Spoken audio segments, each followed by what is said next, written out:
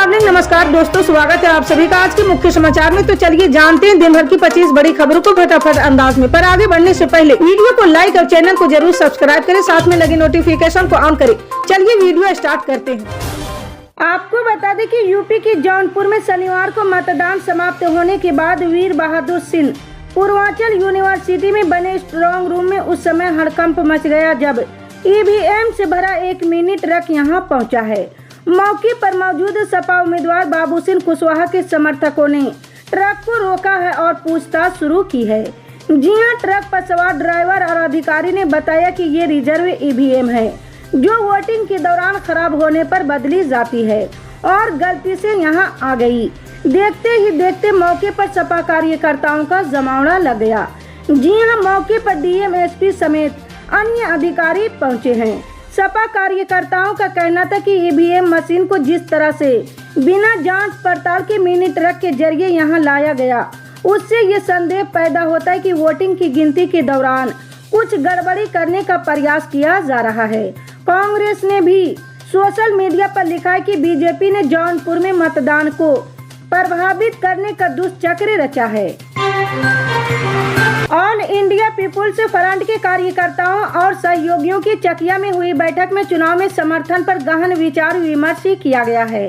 भाजपा अपना दल प्रत्याशी को हराने की जनभावनाओं के अनुरूप रॉबर्ट्सगंज लोकसभा क्षेत्र में इंडिया गठबंधन की समाजवादी पार्टी प्रत्याशी छोटे लाल सिंह खरवार और दुद्धी विधानसभा उपचुनाव में सपा प्रत्याशी विजय सिंह गोंड को समर्थन देने का फैसला लिया गया है। जी हां, बैठक में बोलते हुए ऑल इंडिया पीपुल्स फ्रंट के संस्थापक अखिलेंद्र प्रताप सिंह ने कहा कि चुनाव न लड़कर भी चुनाव में भाजपा को हराने और जन मुद्दों को राजनीतिक केंद्र में लाने का जो प्रयोग रॉबर्ट्सगंज लोकसभा क्षेत्र में किया गया है, उससे ये क्षेत्र भी राष्ट्रीय राजनीतिक में चर्चा का केंद्र बना है।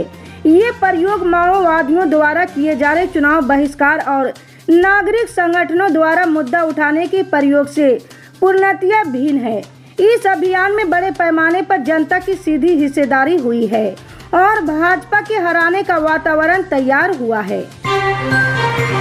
लोकसभा चुनाव 2024 के 7वें और आखिरी चरण की वोटिंग 1 जून को होनी है। इसी चरण में प्रधानमंत्री नरेंद्र मोदी की लोकसभा सीट वाराणसी में भी वोटिंग होनी है। जी हां, उससे पहले इस सीट पर कांग्रेस भी अपना दमखम दिखाने वाली है। इसी क्रम में कांग्रेस के पूर्व अध्यक्ष राहुल गांधी अपने गठबंधन साथी और समाजवादी पार्टी के अध्यक्ष अखिलेश यादव के साथ आज मंगलवार को एक जनसभा करने वाले हैं। इसको लेकर जानकारी देते हुए वाराणसी लोकसभा सीट से कांग्रेस उम्मीदवार अजय राय ने कहा, आज राहुल गांधी की ऐतिहासिक परिवर्तन जनसभा होने जा रही, जिसमें राहुल गांधी और अखिलेश यादव शाम 4 बजे मोहनसराय, जहां मोदी सरकार ने किसानों पर लाठीचार्ज करवाया, वहीं रैली करेंगे। मैं समझता हूं कि पूरे देश प्रदेश और खासकर बनारस के अंदर 7वें चरण में परिवर्तन की लहर यहां से उठेगी। दिल्ली में लोकसभा की सभी 7 सीटों पर छठे चरण में 25 मई शनिवार को मतदान शांतिपूर्वक संपन्न हो गया है। इस बार कांग्रेस और आम आदमी पार्टी में गठबंधन होने से बीजेपी के सामने चुनावी दंगल एक तरफा नहीं था। जी हां, कई सीटों पर कांग्रेस और आम आदमी पार्टी से मिली जोरदार टक्कर से बीजेपी प्रत्याशियों की पसीने छूटे हुए हैं। जी हां, दिल्ली में इस बार 58.69% मतदान हुआ है।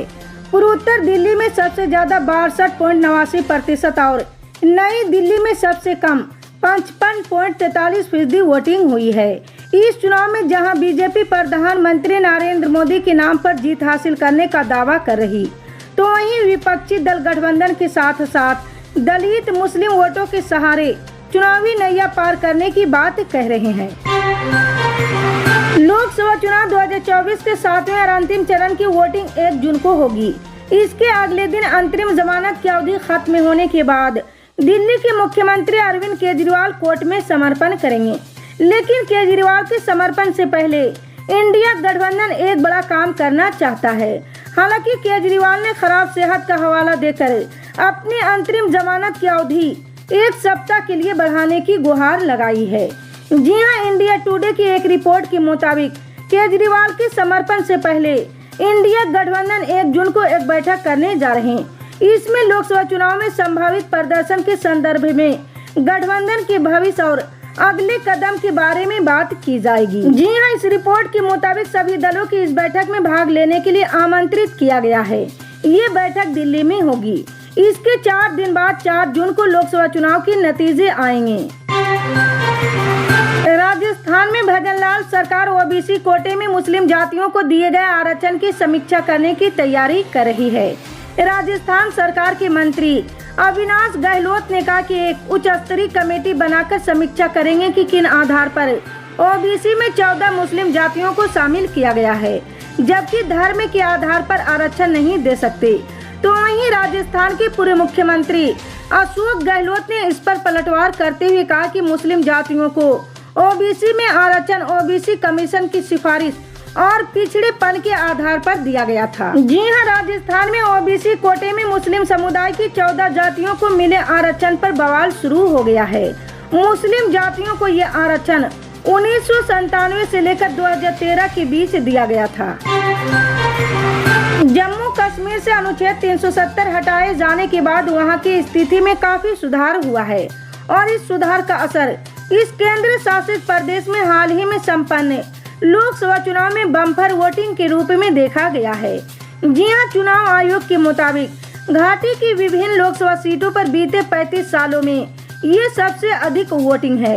लंबे समय से आतंकवाद की पीड़ा झेल रहे कश्मीर घाटी में सफल चुनाव के बाद चुनाव आयोग भी उत्साहित है। इसने लगे हाथ इस केंद्र शासित प्रदेश में विधानसभा चुनाव को लेकर भी बड़ी घोषणा कर दी है। जी हां, निर्वाचन आयोग ने कल सोमवार को कहा कि जम्मू कश्मीर में लोकसभा चुनाव के दौरान पिछले 35 साल में सर्वाधिक मतदान प्रतिशत दर्ज किया गया है। आयोग ने कहा कि वर्ष 2019 के आम चुनाव के मुकाबले इस साल के लोकसभा चुनाव के दौरान मतदान प्रतिशत में 30 अंक की भारी बढ़ोतरी दर्ज की गई है। देश में लोकसभा चुनाव मात्र एक चरण का बचा हुआ, सभी पार्टियों ने चुनाव प्रचार में जान फूंक दी है। चुनाव अंत में पहुंचते पहुंचते तल्खियां काफी बढ़ चुकी है। जी हां, बिहार में प्रधानमंत्री नरेंद्र मोदी ने कहा कि जिन्होंने नौकरी के बदले जमीन ली, उनके जेल जाने का काउंटडाउन शुरू हो चुका है। इस बयानबाजी को तेजस्वी यादव ने काफी गंभीरता से लेते हुए प्रतिक्रिया दी है। जी हां, तेजस्वी यादव ने कहा कि बिहारी किसी भी गुजराती से नहीं डरता। प्रधानमंत्री के बयान को तेजस्वी ने दिल पर ले लिया। इसका असर ये है कि बयानबाजी शुरू हो चुकी है। जी हां, तेजस्वी यादव ने कहा कि 5 बार वो पीएम को चिट्ठी जाति जनगणना को लेकर लिख चुके हैं, लेकिन किसी बार भी अब तक जवाब आरक्षण को लेकर नहीं दिया गया है। ओडिशा के मुख्यमंत्री नवीन पटनायक ने कल सोमवार को राज्य में मुफ्त बिजली का ऐलान किया है। बीजू जनता दल चीफ पटनायक ने केंद्रपाड़ा में एक रैली को संबोधित करने के दौरान उन्होंने कहा कि जुलाई से ओडिशा में किसी को बिजली बिल नहीं देना पड़ेगा। उन्होंने कहा कि बीजेडी सरकार लोगों को मुफ्त बिजली देगी। जी हां, इस रैली में बीजेडी नेता और 5T के चेयरमैन वीके पांडियन भी मौजूद रहे हैं। इस दौरान वीके पांडियन ने कहा कि लोगों को राज्य सरकार की BSKY योजना के तहत मुफ्त स्वास्थ्य सेवा मिलती रहेगी। उन्होंने कहा कि लोगों को मुफ्त बिजली भी दी जाएगी। पांडियन ने दावा करते हुए कहा कि 9 जून को नवीन बाबू मुख्यमंत्री के तौर पर शपथ लेंगे।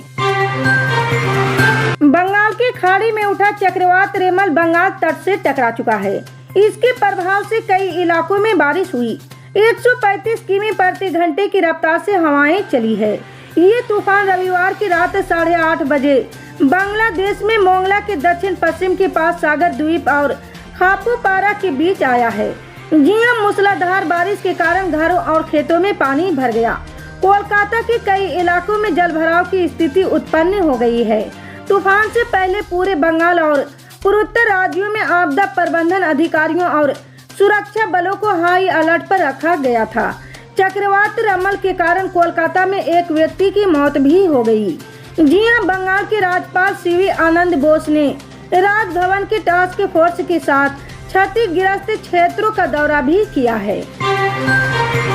देश भर में भीषण गर्मी का कहर जारी, देश के कई इलाके हीट वेव की चपेट में हैं। इस बीच मौसम विभाग ने देश में हीट वेव को लेकर चेतावनी जारी की है। IMD के अनुसार उत्तर पश्चिम भारत समेत मैदानी इलाकों में भीषण लू की स्थिति जारी रहने की संभावना है। जी हां, IMD ने बताया कि अगले 3 दिनों के दौरान पश्चिमी हिमालय क्षेत्र, पूर्वी मध्य प्रदेश, विदर्भ और छत्तीसगढ़ में लू की स्थिति बनी रहेगी। इसके अलावा राष्ट्रीय राजधानी दिल्ली में 30 मई तक भीषण गर्मी का सिलसिला जारी रहेगा। हालांकि इसके बाद गर्मी से राहत मिलने की संभावना है। जी हां, मौसम विभाग ने बताया कि 27 मई से 30 मई राष्ट्रीय राजधानी दिल्ली में 45 से 46 डिग्री के बीच तापमान बने रहने का अनुमान है। इसके बाद 31 मई को मौसम विभाग ने दिल्ली एनसीआर में बारिश की संभावना जताई है। इस दौरान अधिकतम तापमान 44 डिग्री और न्यूनतम तापमान 30 डिग्री रहने का अनुमान है। इसी तरह की पल पल की अपडेट जानने के लिए जुड़े रहे हमारे MSP न्यूज के साथ। मिलते हैं अगली बड़ी खबर में, तब तक के लिए जय हिंद।